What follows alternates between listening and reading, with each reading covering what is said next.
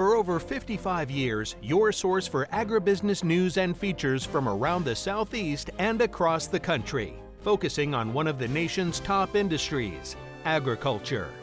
The Farm Monitor is produced by the Georgia Farm Bureau in association with Abraham Baldwin Agricultural College.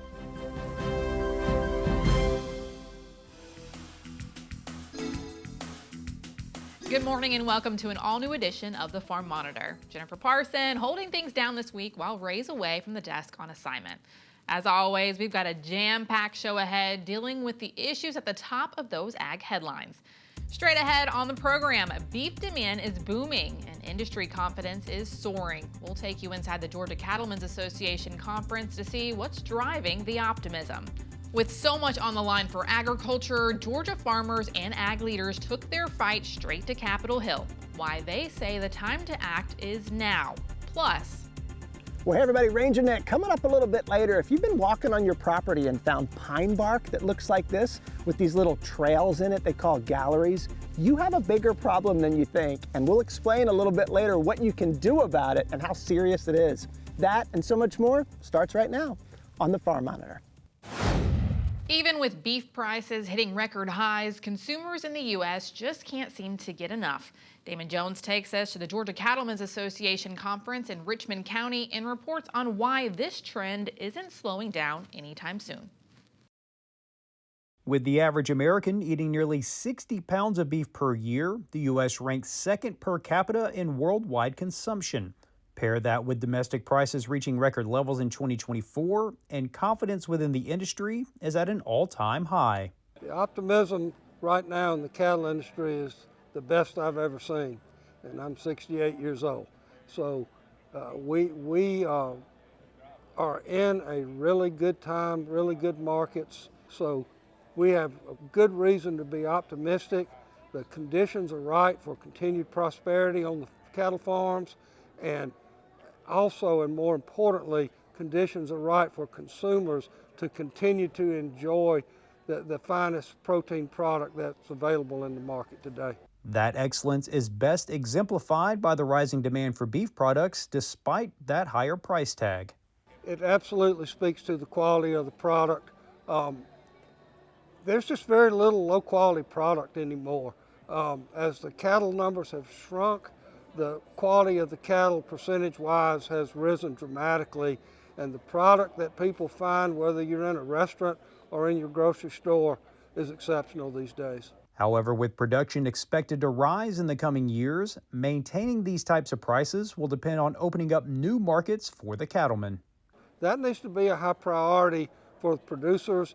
There are hoops you have to jump through sometimes to get product like in the EU or someplace, but they're not that difficult. It's a little learning curve. You figure out how to do it, and you keep moving product all over the world and creating demand for good American beef. It's why attending events like the annual Georgia Cattlemen's Association Conference is essential, as it keeps producers up to date on the latest issues affecting the industry. If you are a cattle producer yourself, you want to make money from it. So staying on top of the latest trends is going to help you do that. And also staying engaged with legislative policies that will affect us helps us protect farmland and ensure that you can continue to produce cattle for years and generations to come. It's a future that appears to be in good hands, with the next generation showing increased interest in getting into the business. We are definitely shifting as a generation for sure into young people wanting to get back onto the farm, wanting to either take over their grandparents' farm or wanting to purchase farmland themselves. So I think definitely there's a lot of optimism for youth and young people wanting to move into the cattle industry in 2025 and in the years to come. With government policies affecting so much of what happens on these farms, becoming a member of this association has an obvious benefit. Strength in numbers for sure. I think the number one reason is definitely to protect cattle production for years to come. And if you have those numbers, the legislators definitely look at you as an ally and as an asset and want to protect your interests. Reporting from Augusta, I'm Damon Jones for the Farm Monitor. Advocacy in action. That's what took place in Washington, D.C. as county presidents from across the state headed to our nation's capital to advocate for the ag industry. As our John Holcomb reports, the annual trip couldn't have come at a better time as legislators begin talks on issues and bills that are vital to the industry.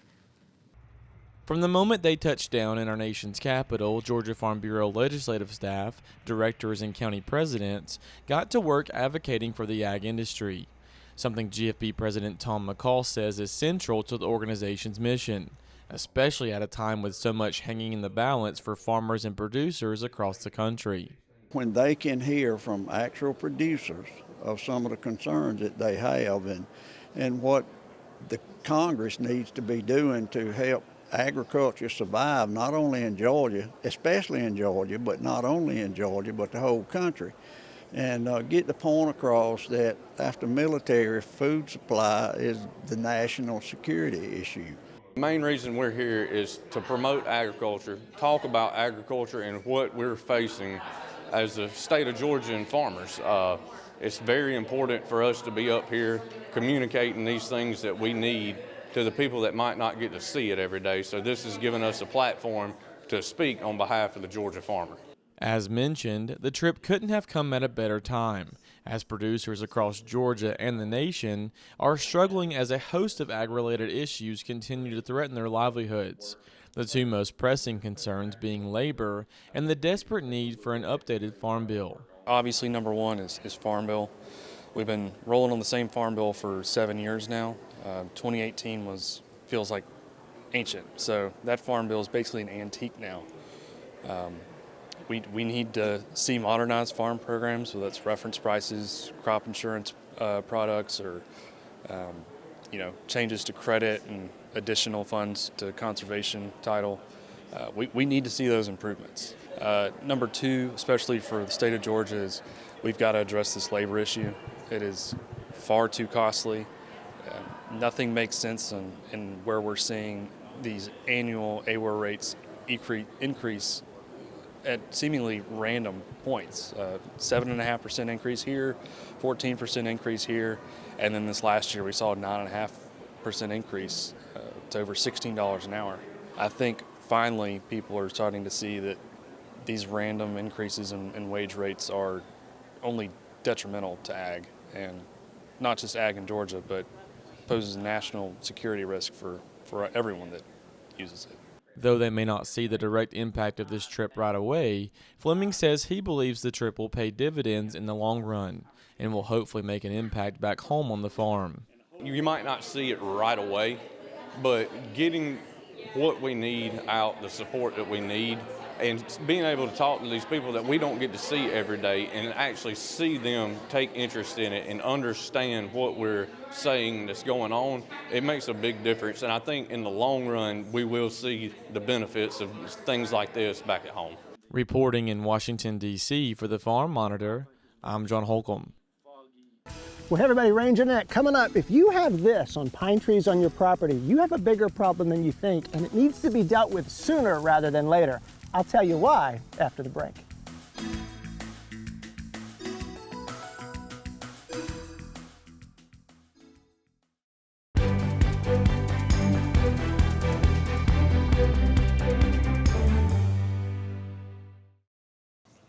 Welcome back to the Farm Monitor. In honor of National Ag Day, Wetherington Farms in Lowndes County recently hosted a proclamation event to recognize and promote the state's #1 industry. It's an honor U.S. Representative Austin Scott says is well-deserved after a difficult 2024. They're having a tough time right now, and as you know, agriculture is the backbone of the economy in rural America, and so they got some serious challenges right now. Commodity prices are down, inputs are up. And obviously, there's some help coming from the government, and but the American farmer would rather, make a profit without having to have that assistance from the federal government. Holding a juvenile Juro spider. Until next time, for the Farm Monitor, I'm Ranger Nick, reminding you, like I always do, that enthusiasm is contagious.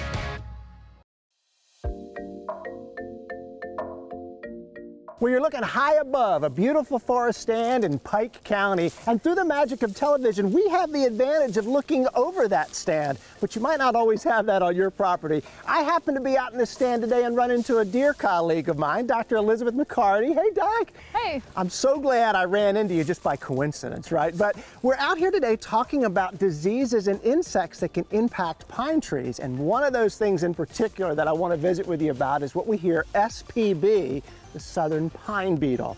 So you're looking at this tree out here. What are you looking for to determine if this has a problem or not? Right. Well, we initially first look up and see a change in color in the foliage, okay, right? And that makes us curious to look a little further down. And note that we've got these white spots on the tree. These are called pitch tubes. Okay. And this is what happens whenever the Southern Pine Beetle bores into the bark. And just like people bleed with a paper cut, the tree lets out pitch to flush that beetle out. Okay. And you know, a couple beetles, that's fine, but whenever we start to get mass attacks all over the place, you know, we start to have some problems with that tree's health. But these pitch tubes are what we'll look for, and sometimes they can be a little bit larger. And Southern Pine Beetle tends to have the pitch tubes in the bark crevices. Isn't that interesting? Right. They're that smart. You know that they go in the path of least resistance. Cool. So we've got bark plates and then the bark crevices, and most of the pitch tube will be on those bark crevices for Southern Pine Beetle. So this is a big problem. Yes. I mean, Georgia, Alabama, I've heard about, and I'm, as a landowner, able to go out and look at my pine tree. When I start seeing these, is it too late? For this individual tree, yes. Okay, okay.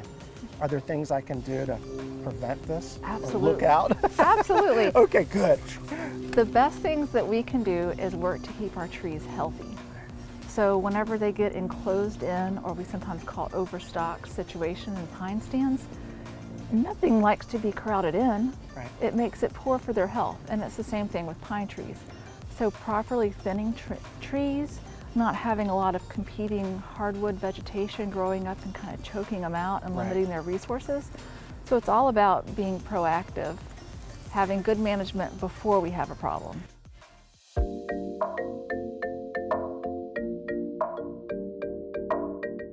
I can't emphasize enough how big of a deal Southern Pine Beetles are in Georgia, and to help drive that point home is Paul McDaniel. Hey, Paul. Hey, Nick, how are you? I'm doing great. I'm so glad you're with us today. So Paul is a forest health coordinator with Georgia Forestry Commission. How big of a deal are Southern Pine Beetles, Paul?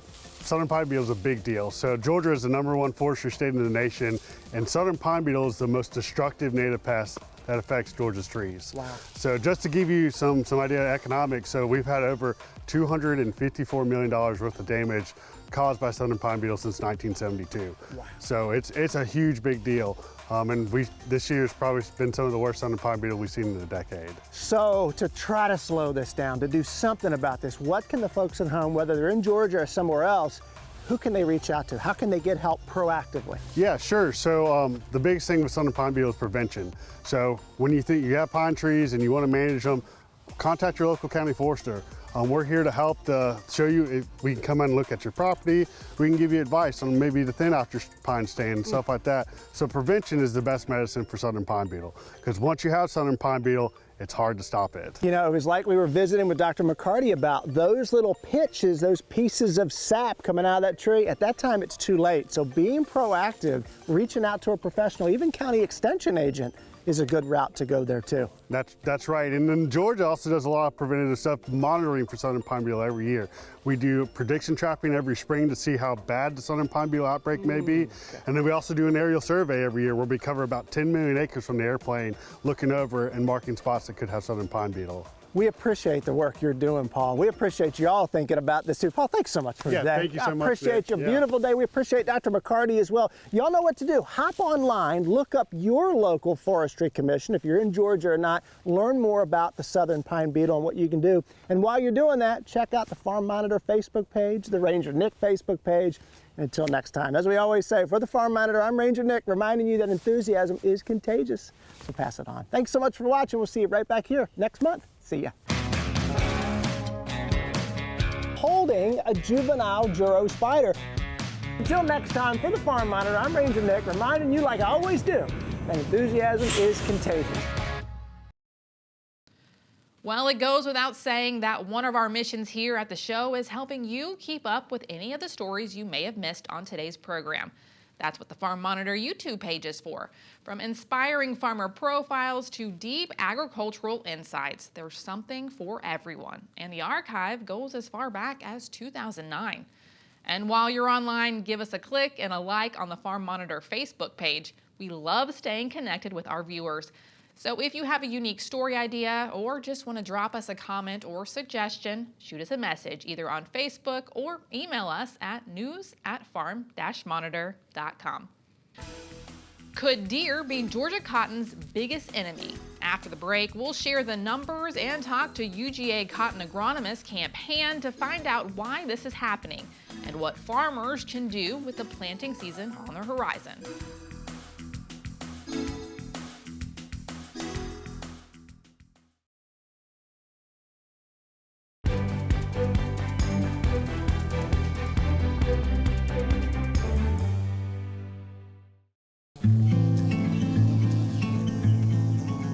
All right, so we are spring on the prairie or at the prairie, and anybody who's driving by might look at this and not think much about it, but actually this is an amazing ecosystem even now.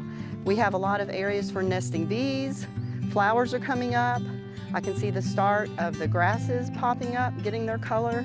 So this is going to be an amazing place for all sorts of pollinators and other animals throughout the rest of the spring and summer and on into fall. I like ecosystems, and I wanted native plants that actually benefited pollinators. We get all kinds of bees. We have bumblebees, halicid bees. I am very lucky that the monarchs like to visit on their way to Mexico, so it has become a pollinator magnet.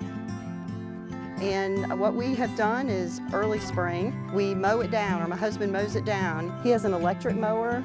You can use a weed eater just to kind of get it all down so that the spring wildflowers have a chance to pop up like we're seeing here. I think there's a couple things you can do to make it a little more organized and a little less chaos. Providing a fence or a definitive area, marking that with either rocks or a fence or something that defines that chaos area, and then maybe some signage. So it can be an educational resource for that whole community as well. It is springtime here and we're looking at butterweed. And this is one of our late spring flowers that comes up. It has very tiny flowers, so it's wonderful for those very small pollinators. I'm going to see a lot of our small native bees are going to be on this, as well as some of our small native flies. Well, it was a process. The first process was to see what was naturally here. I like native plants, so we let things grow up the first year and remove the things like thistle and dog fennel that we really didn't want. In the next year, we selected really for the things that were native that we wanted. And then after that, we've just kind of managed it. And I will collect some seed and add those to the prairie, so it is evolving. It is an evolving landscape. So this might not look like much right now, but this is exciting to see. This is a boneset plant. A great late summer, early fall attractor for butterflies, monarchs like it. I can come out and get probably 30 different species of insects on one boneset plant in the fall. Every year, take a little bit of that lawn away. Every year, maybe expand the native areas. If you have a wood line, maybe let it expand a little bit more. Maybe let those leaves lay where they are. If you have a garden in the front, maybe expand it a little bit. And every year, take away a little bit more of that lawn so you get a little more comfortable with that. This plant is Liar's Lear Sage, and it's a nice purple flower that has a unique flower structure. So again, a lot of our tiny native bees, a lot of our tiny flies love to get in there and grab some pollen. So think about things a little bit differently.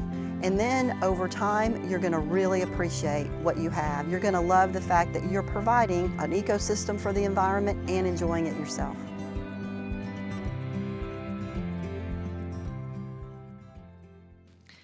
Finally this week, as cotton producers prepare for planting, they face a costly threat: white-tailed deer.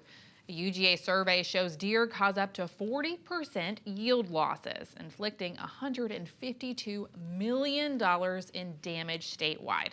Our Ray DeLessio spoke with UGA cotton specialist Camp Hand on the scope of the issue and possible solutions.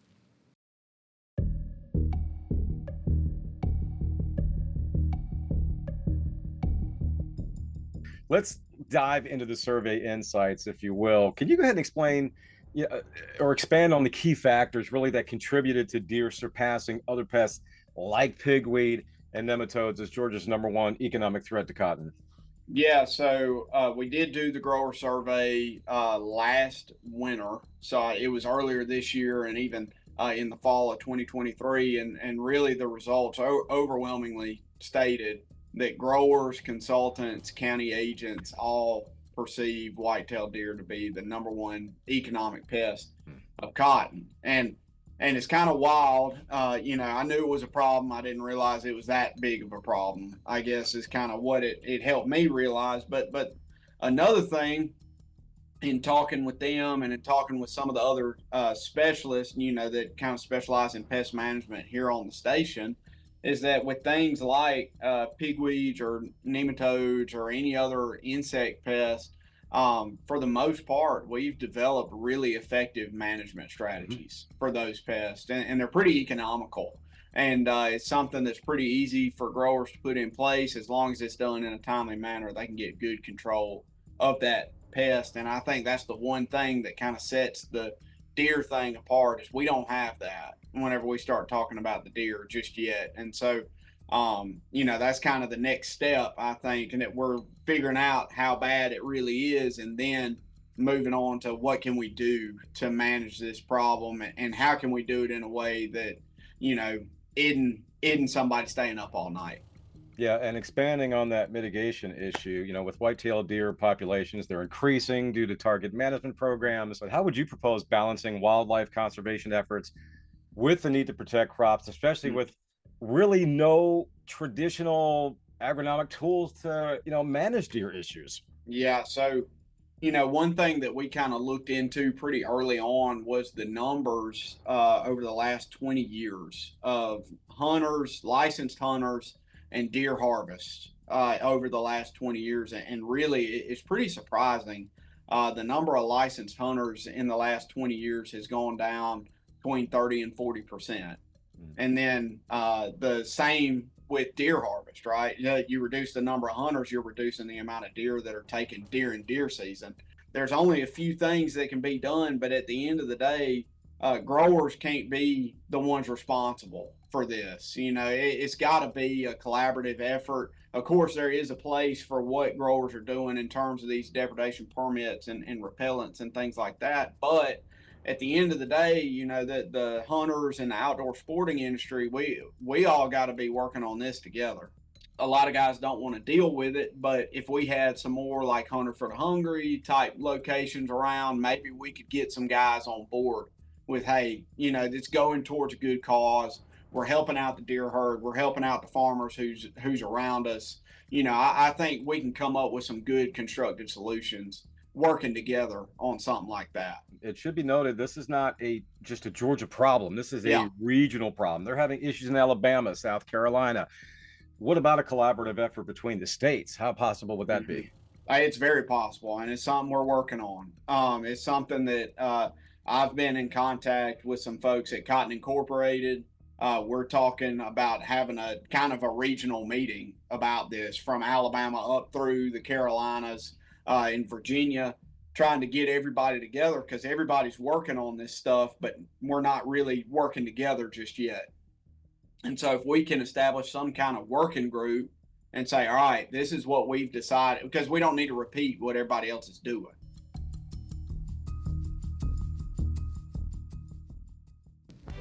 Big thanks to Camp Hand for lending his expertise. Well, you hear the music, that's our cue to say goodbye. For everyone here at the show, I'm Jennifer Parsons saying take care, stay safe, and thanks for watching the Farm Monitor. We'll see you next week.